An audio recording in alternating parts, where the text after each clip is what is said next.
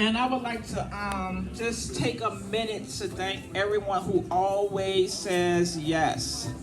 Every time I call or every time I inbox or just pop up and like, can you do? It's automatically yes. Quan, thank you. I don't know. You've been to like 4, 5, 6, 7. Yes, yes. So thank you, thank you. Yes, holy. Silk, thank you for always saying yes. Richmond own Sean, thank you. Hakeem, thank you for always saying yes. So I'm gonna do a little Q&A with a couple of people. I did try to not, I did try to make this like an urban background. I couldn't put like, beer cans and lines of powder on the floor. But I did put a little trash, some dice, some caution tape. So to make it a little urban feel. So I'm gonna call some people up and y'all can come sit with me and we gonna take, where's Phil at? Okay, there you go. We gonna ask some Q&A. Do y'all got some questions for them too? Or y'all just wanna hear some questions? You do? All right, who you got a question for? Okay, let's start with Blacktop. What question do you got for Blacktop? Blacktop, somebody got a question?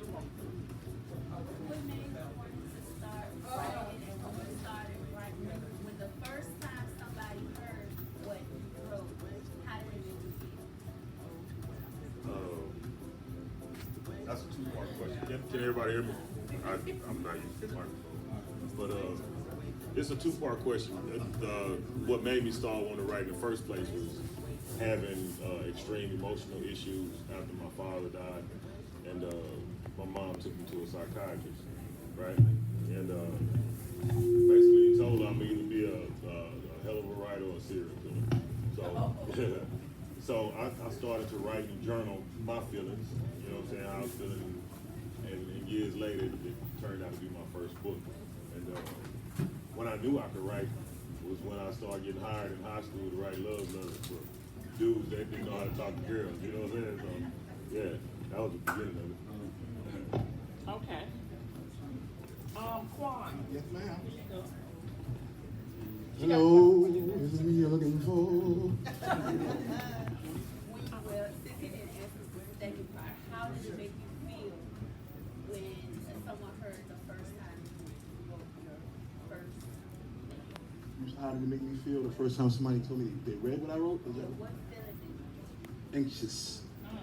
I was very anxious because, with me, I think that everything that I wrote is the worst piece of trash ever, and one day I'll be exposed as a fraud.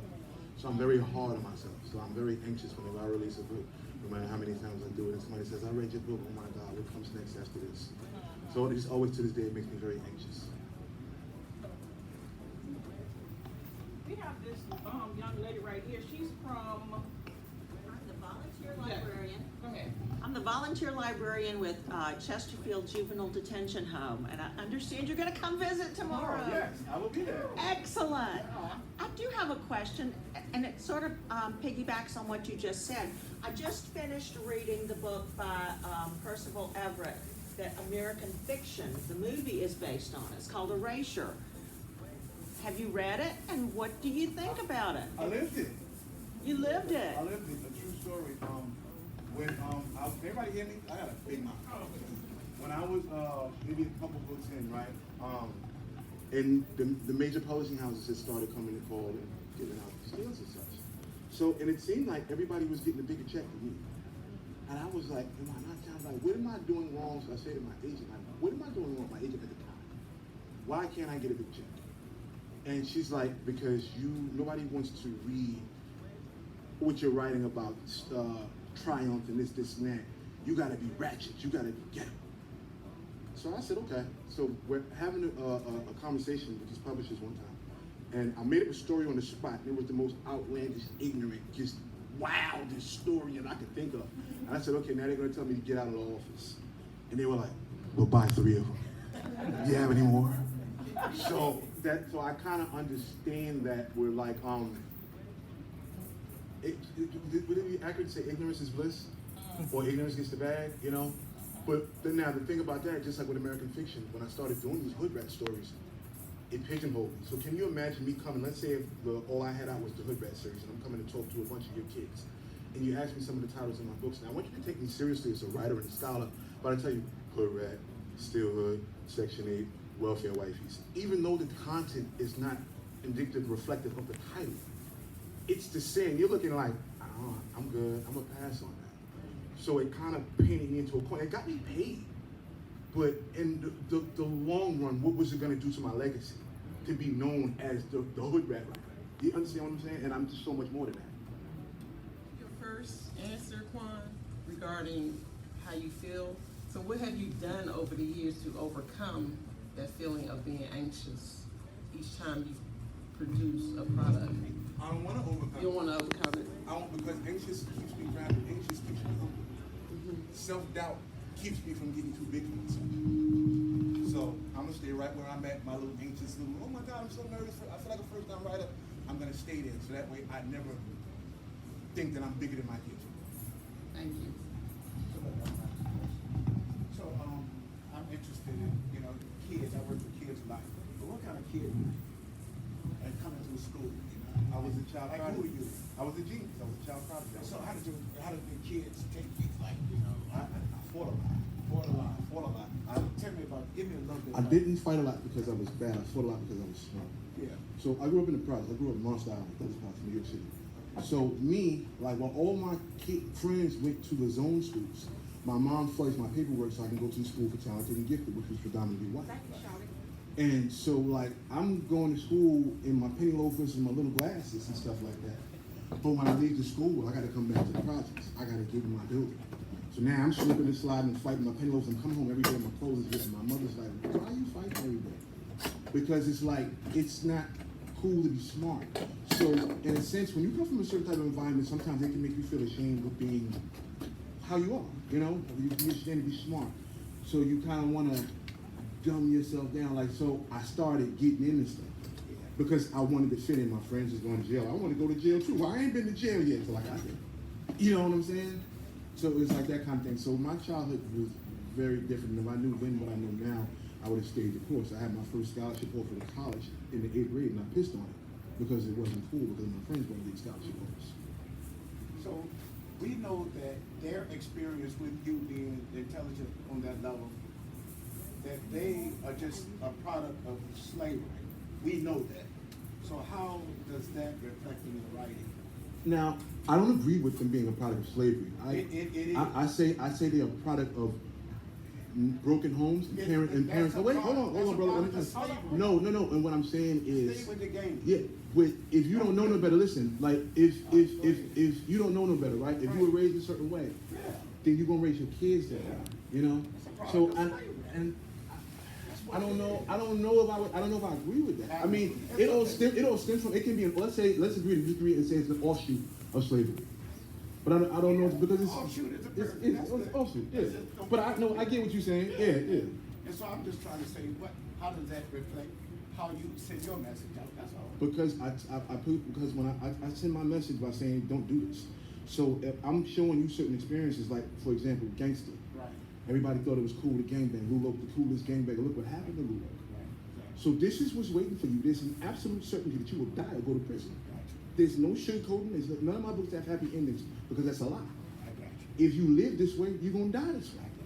If you live right, and also if you look at me, I'm a product of, at least I came in here in the hood. I sold well over 1 million books. I'm educated, I've had all these accolades, I write for television, but I look like you.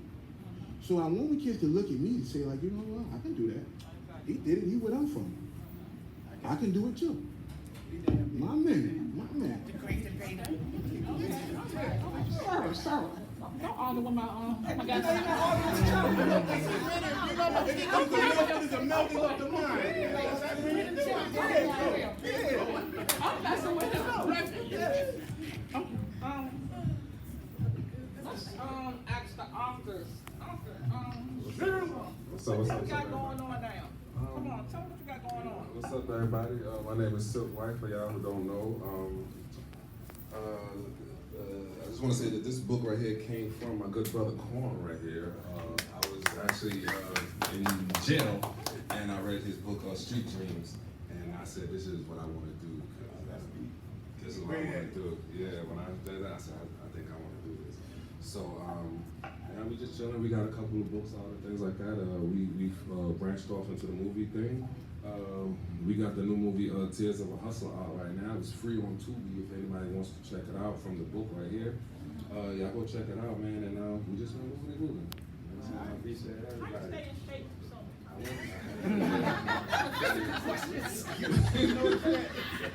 Hey, listen, I work out Monday through Fridays.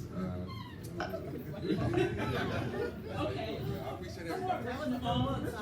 BA, stand up. What we got going on? Like, I'm Sean Starlin, I'm over the Court Projects. I've been back from Richmond, Maryland, that year. Started writing in the federal penitentiary about 20 years ago. Came home, started pushing these joints, man. Living the dream, man. All right. You know what I'm saying? Just like my man Silk said, when I was in the feds, I was reading people like Quan and It Could Turn, Acid Deep things. Those books kind of inspired me to do my thing. Definitely wanted to show Quan his appreciation, give him his flowers, man. Thank you, bro. I appreciate that, man.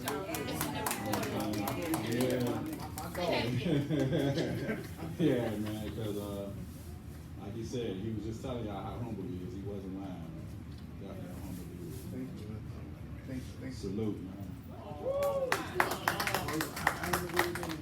I do got a movie coming soon called The Auto. We on it. We on it. It's called The Auto, man. It's Richmond. about your podcast in the barbershop? That was dope. Working on that too. Ain't making no announcements. I ain't announcing. You should announce. All right, man. My team be looking for. You don't gotta say nothing, man. Go ahead. Whatever. My name is Hakeem Stokes. I'm an author, poet, designer, artist from South Philadelphia. I began writing in the third grade. My story began with journaling in the third grade, and also my mother used to take me to the library and museums in Philadelphia every Saturday morning. So with that influence, I began writing. I became enamored with writing. I got a thirst for writing. And by high school, I was putting out magazines and newspapers and doing things of that nature. I was doing poetry competitions during high school and right after high school. And someone approached me probably in my mid-20s, late 20s, to finally write a book of poetry. And I started putting my poetry together because I had it scattered, this book, that book, that book. So when someone approached me again about putting a novel together because they saw that my poetry was like short stories, they said, well, why don't you try to do a novel? So I challenged myself, and I definitely love challenges. I love when people challenge me.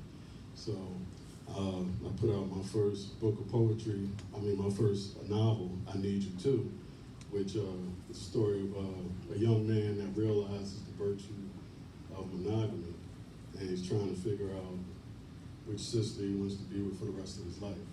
And when you see the cover, like I said, don't judge a book by its cover. He's on the cover with two women, but each woman gives him something that he wants, and unfortunately we can't chop women in half and take this best part and that best part and combine them. So we try to see which one we want to be with and see which one has the best 80-20 differential. And that's his journey in that book. And then my first book of poetry is Reality Life Conscious Struggle. It flows through 4 stages of our existence. And right now my current book is nonfiction, and it's entitled Littered Fields. And basically I interviewed several women on what was their experience, what was their contact with their father, good, bad, or indifferent, and it translates into the men that they wound up being with, creating children with, or just practicing procreation with. So I try to write in all realms, but like I also said, I'm also a painter and an artist, and I have several canvases out. You can check out my website. Exactly. I had she let me put on a gallery there maybe 2 years ago, and very fortunate for that. That was a very big up for you.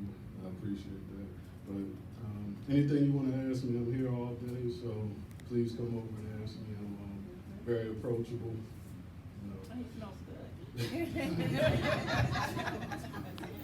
So you said you like challenges. Yes. Okay, I got one for you later.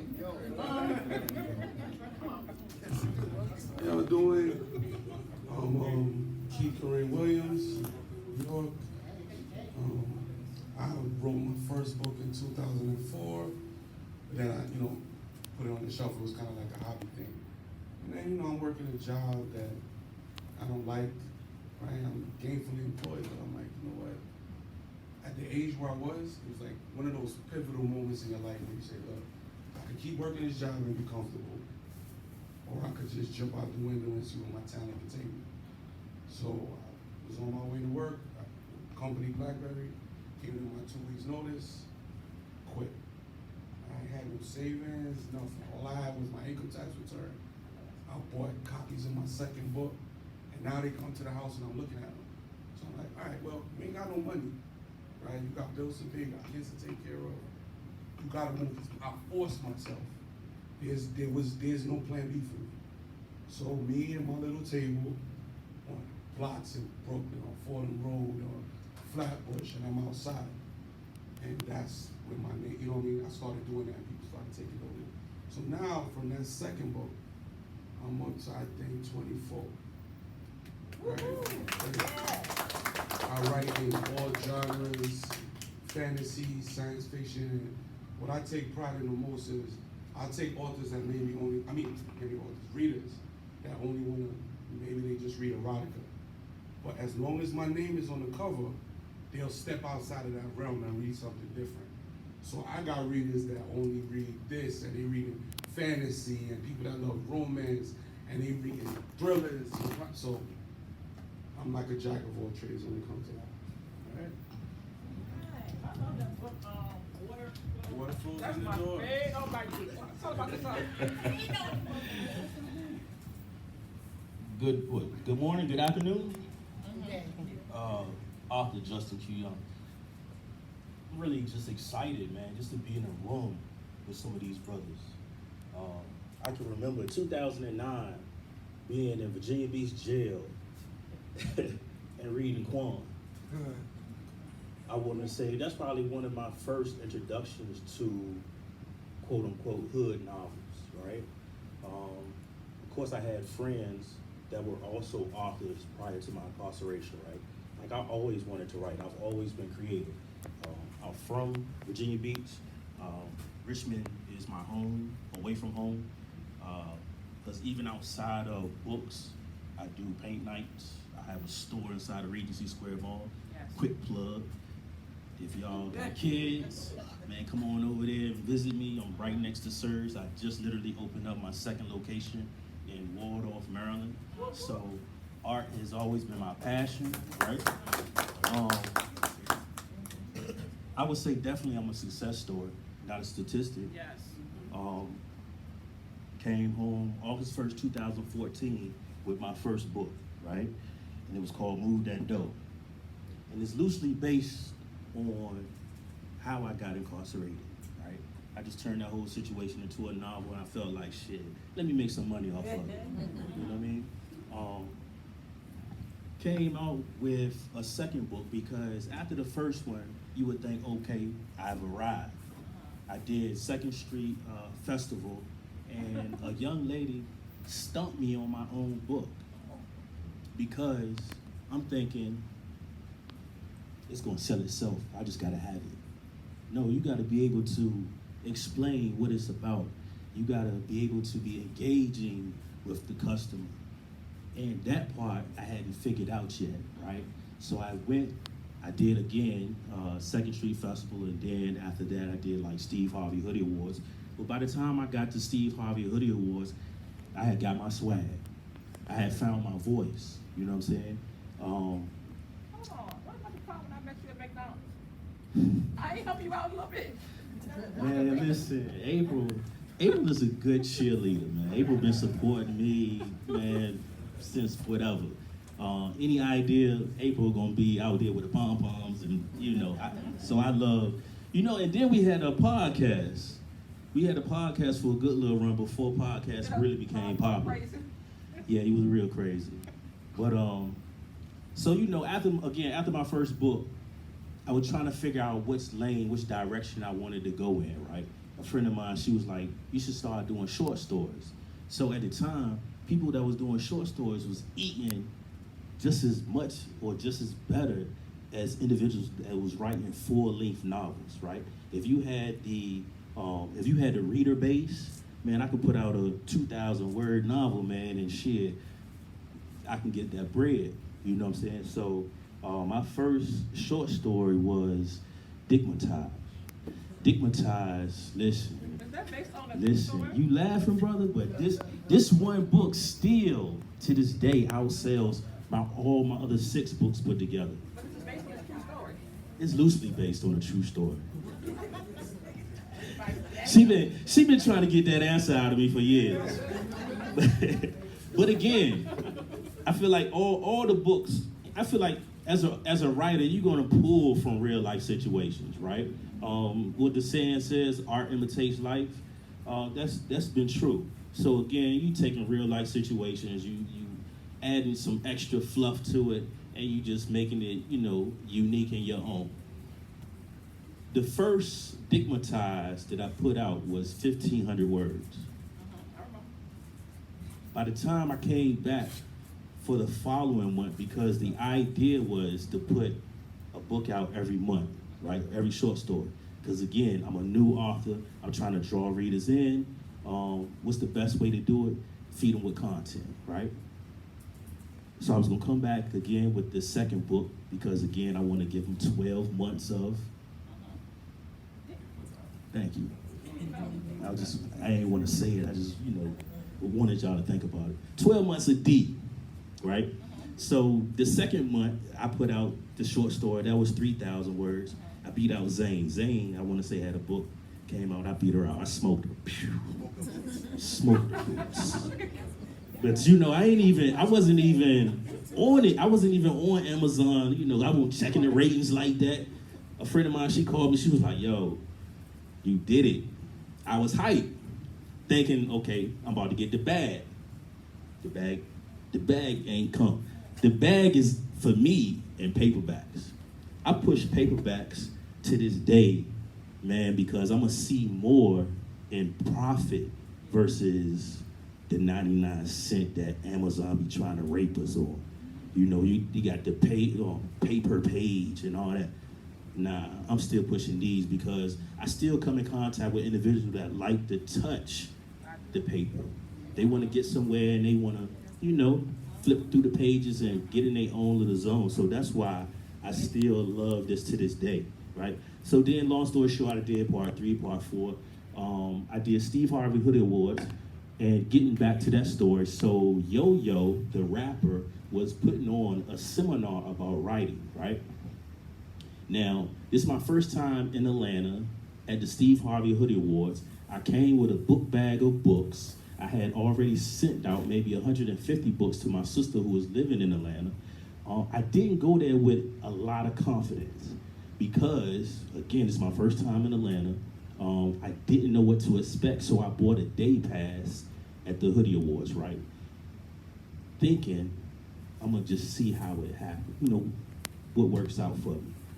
When I went inside the room, it was a sea of black people. When I say it was so many black people, I was like, yo, this is beautiful. You know what I'm saying? It moved me. But then I went again, Yo-Yo, she was doing a seminar. I sat in the seminar, listened to her for about a good 10, 15 minutes. That did something to me. I felt empowered by everything that she was saying because, we get these little cues in life that let us know that we going and moving in the right direction, right? So afterwards, what I do, hey, yo, let's take a picture. I pull out my book. She said, you wrote that? I said, yeah. She said, baby, I'll support you. I'll buy it. Oh, man. I left there after we took that picture. I was on a prowl. Because after, you know, when you a hustler, when you're an entrepreneur, that first sale, man, before you even get that sale, you just trying to figure it out, man. What can I do? How can I get this person to buy my stuff or whatever I have, whatever service that you offering.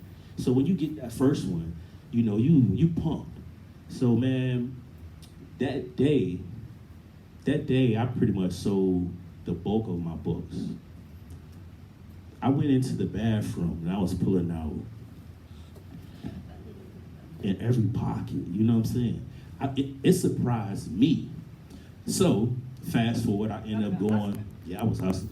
And then I got dimples too. They be telling me I've been a handsome young fella since I was little. But I did Jacob Javits Center, Circle of Sisters. That was another great event. Shout out to Tamika Newhouse. She came and at a great time because again, I only bought a pass. I didn't buy the right kind of pass because in order to sell books at some of these events, you gotta go in as a publisher or you gotta go in, you know, the right way. I'm still in hustler mode. Let me go in my book bag, man. But just so happened, she was pulling up. Huh? Listen, just so happened she was pulling up at the same time that I was arriving. So because we was cool, she said, man, come on. So I got in there with her. What's the lady name, man? I can't even, Terry Woods. Shout out to Terry Woods. Terry Woods was there and was coming. She was buying everybody books. I didn't even know who Terry Woods was at the time. I just knew of the book. So it's good to look around the room and see people that you engage with on Facebook, and then you finally get in the room with them and you're like, oh shit, this is how you look in real life. Oh, all right. You know what I'm saying? But fast forward, I did Digmatized, then I did a collaboration with other authors, The Writer's Gift. Then I did one with a young lady named Terry Branch, another author from the 757. We did the Fire Starter, and it's two versions. One version is from the male perspective. The other side, playing with fire and fire starter. The female side is playing with fire, right? So it's one of those books where it don't matter what side you read it from. You can start from her side, it's going to join in the middle. I love that about that book. Then I came out with another one. Again, just collaborating with different authors. Betrayed by Love, Adored by Lies. All short stories just dealing with romance. So are you going into the painting? Hold on, no, I got you. Nah. So, I like talking. Oh shit, I thought Black had already done. So, all right, so fast forward. So writing, I love writing, but art, again, is my passion. Again, I found out that I've always been drawing since I was a little boy. I tapped into my artistic ability really in prison. I came home again with my first book and a stack full of drawings, right? Again, I did that whole book tour thing, met a lot of great authors and stuff like that. I got great experiences, but I've always went back to what I love, which is art. And I love how art, makes people feel, even if they don't feel like they do a good job. My job as an art instructor that hosts paint nights in various cities, another plug, I'll come to you. Your wife here? Charlotte. Man, that's why I say, man, people be, you be talking to people online, they be knowing they in the room. Come on now, you coming to the paint night tonight? Could be. Okay, let's go. But might pass it to the proper order left. Okay, let me pass it. But listen, again, I host paint nights, and Hold on, are you gonna do a book, any more books, or just you gonna stick with the paint thing? no, so I got like 4 books already on my computer that's already not finished. But right now, with paying the bills, is these paint parties.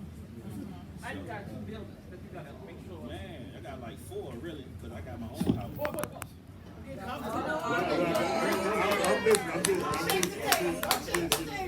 Okay, well, let me get my chair, cause I still got a bullet in my back, so I gotta, Oh, you have a chair. I gotta lean or sit. I'm sorry, One sir. or two, you good? So, I'm from Dallas, Texas. Originally from Benton Harbor, Michigan. First time in Virginia. So, hey everybody. Yeah. So, originally, man, I was a kid, a product of divorce, right? Like a lot of our children. My dad grabbed me. We went to Dallas. He raised me until 12, and then he passed on me. Yeah. So my mom came to Dallas versus taking me to Florida. She moved to Dallas, but my mama was an educator, so she was extremely strict, and she had a certain set of rules. Well, my daddy was a preacher, and he was strict, and he had a certain set of rules. But my mama was a little bit more lenient, so I hit the porch. I jumped off the porch running at 12. After daddy died, I was out there. Those choices led me to a 40-year prison sentence in the state of Texas. I did 7 years, 9 months. First place to get locked up at. Oh yeah. You go on vacation and leave on probation. That's what they say. So I stayed in there from age 19 to 26. Came home. I remember before I came home, I was sitting on the yard talking to my moms, and she was like, "What you gonna do when you come home?" And I said, "I don't know." She said, "Well, you need to come up with a plan, because you can't come back to my house unless you got something that you're gonna get into." And I told her, I won't tell you what I told her, because it's a little graphic for mom and son, cuss words involved. But basically, I said it don't matter if I got to shovel poop, I won't go back to prison, right? So my very first job was Dunkin' Donuts. I was going to work at 6 in the evening, getting off work at 2 in the morning, making donuts, come home floury. And it was a whole lot of days, man. I was just like, man, I want to go back to the streets. But having somebody tell you when you can wake up, when you got to go to sleep, when you can bathe, when you can have a cup of water, wasn't for me.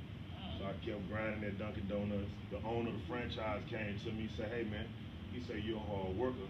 He said, you want another job?" I was like, "Yeah."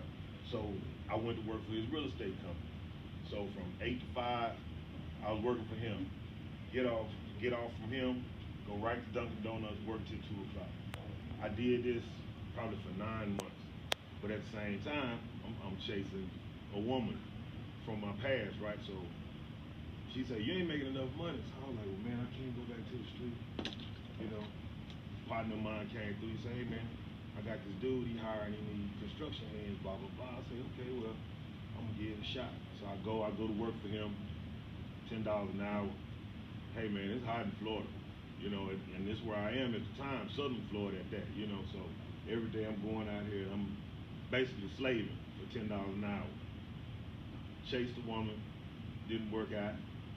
Kept grinding though, because my ultimate goal was not to disappoint my mom. I promised her that I wasn't going back to prison.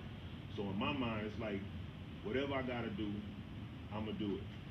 But I chased this woman back to Dallas, same place where I had gotten all this trouble, right? So I go back to my neighborhood. Always been extremely blessed with the hands, but the youngsters wasn't fighting no more. So I got into a scrap, popped me. Put me in the hospital for 6 months, didn't walk. I said, if I get out of this, I'm gonna straighten my life up, man. I'm gonna get it right. So I got my walking back. I'm still moving around pretty good, right? So partner of mine say, "Man, when you get your body together, I got something for you, but it's a career. You can't be playing no games." I was like, "All right." So started walking. Got what my homeboy said, been my friend for 40 years, man, you know what I'm saying? And he put me in a career called SUIT, Subsurface Utility Engineer, right? And I started that gig thinking when I started it was like $13 an hour. I've been in the same field for 25 years since I came home from prison, man. And I'm an executive in that field now. You know what I'm saying? And only thing I work with is scientists, geologists, and engineers. You know what I'm saying? So on the redemption side, it's like okay, you know what you've been through. You know what I'm saying? You know the type of people you grew up with. You know the ins and outs. You know what it takes to make it. You know what I'm saying? You got to tell somebody. But I'm not gonna write a self-help book. So what I'm gonna do is I'm embedded in these pages of these books and teach you how to navigate this system that we all seem to be caught in. You know what I'm saying? And that's what I've been doing for the past 25 years with the but she making me nervous. She looking like this too. It's just that not that. Stop making him nervous now. Yeah, you know. You're not gonna tighten these people over here. Yeah, She got it. Yeah, but you know, literature is the escape for me. You know what I'm saying? I get up every morning. You know, fortunately now I make my own hours for the corporation that I'm with. But you know, I got 3 teenagers at home. Man, I got a wife. I got 2 dogs. You know, a house, mortgage. You know, insurance. You know, all these bills. You know, adulting every day. You know, but it was definitely a transition. You know what I'm saying? So the writing kind of keeps me grounded. Gives me a link back to my past, gives me a way to give back, and at the same time, you know, it gives me a release in that mental stress because I got girls, you know what I'm saying? Well, I got 2 girls and a boy at home, and you know, y'all, it's a lot of women in here, y'all know what it is. You know, y'all keep me stressed. I'm telling you, when I got in literature, I was jet black. See, I'm looking like Grady from Sanford. Yeah, but you know, that's me. Okay. Okay. Thank you, Black Tom. Yes, ma'am. Thank you so much. So what is your best-selling book? Because I mean, I really don't know too much about you. I just see you, like, oh, you're good looking. So let me go ahead and write Honestly, believe it or not, That's how I pick people. I think best selling of all time, believe it or not, because I get a lot of flack for the cover, but it was corporate America. Okay. And what it is this young guy Tristan, he graduates MIT, top of his class. He takes a job in Texas. When he gets to Texas, it's the boy shit, right? So his father is a brigadier general in the military. His mom's an attorney.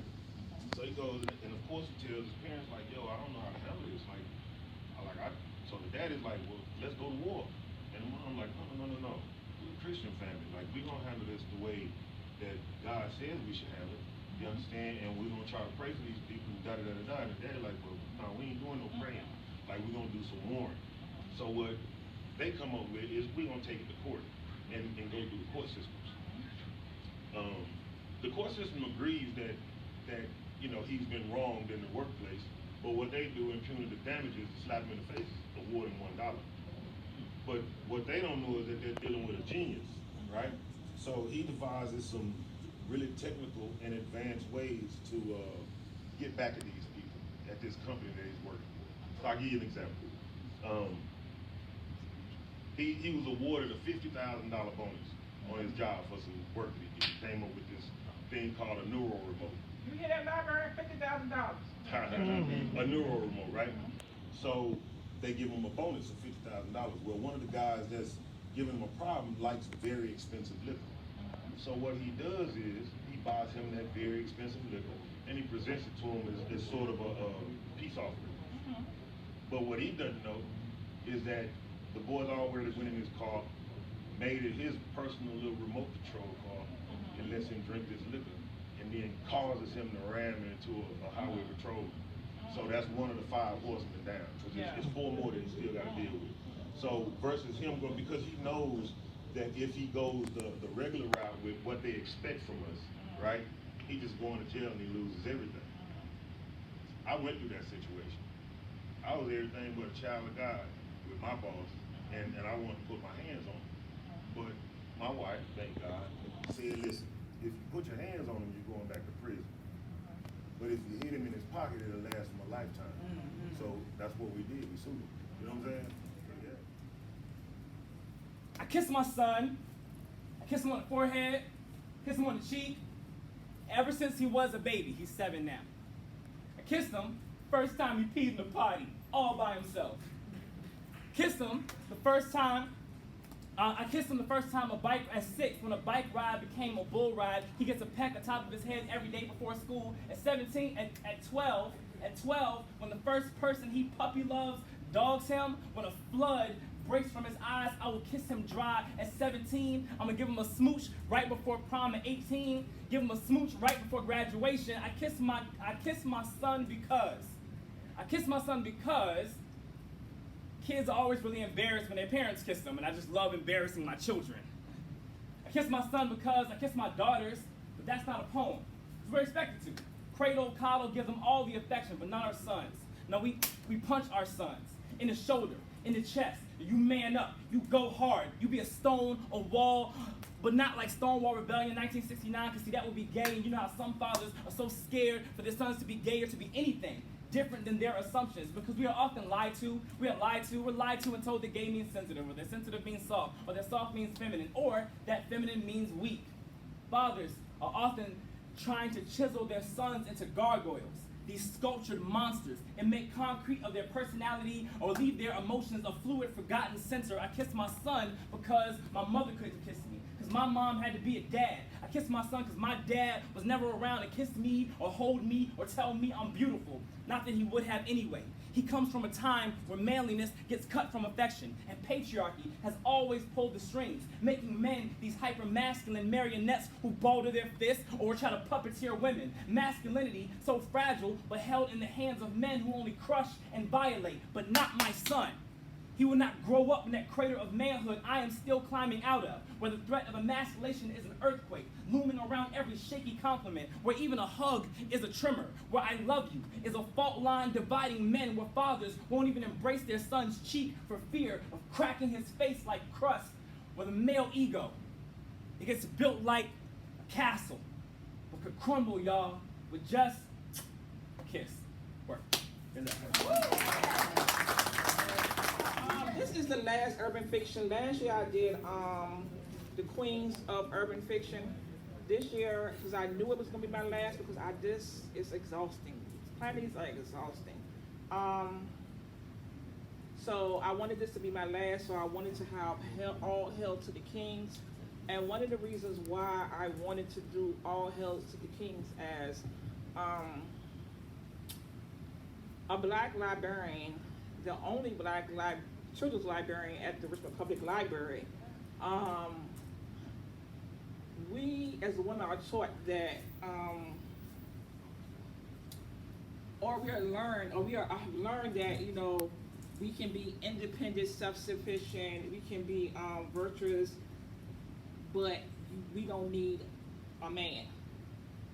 And I'm here to say it's nothing like a righteous, successful, trying black man. Okay? It's nothing more important to me than to see a man in his righteous capacity. It does something to me. But back to this. But yeah, so, and that's why I wanted to salute y'all with this last urban fiction. Our children need you. Us as black women, we need you. Our home structures need you. Our communities need you. The world needs you. So don't ever let anyone put in your mind that your black sisters, of African American sisters, do not love you, do not appreciate you, and do not support you. I support every last black man in here. And that's why I did the urban fiction, the last urban fiction. I joke and I play and I act crazy, but I love y'all, man, and I want y'all to keep on doing what you're doing. But also do something for the community. If it's just a little something, just do something for the community, because the news, so we really need to focus on our youth. That's all I got to say. Enjoy the rest of the urban fiction.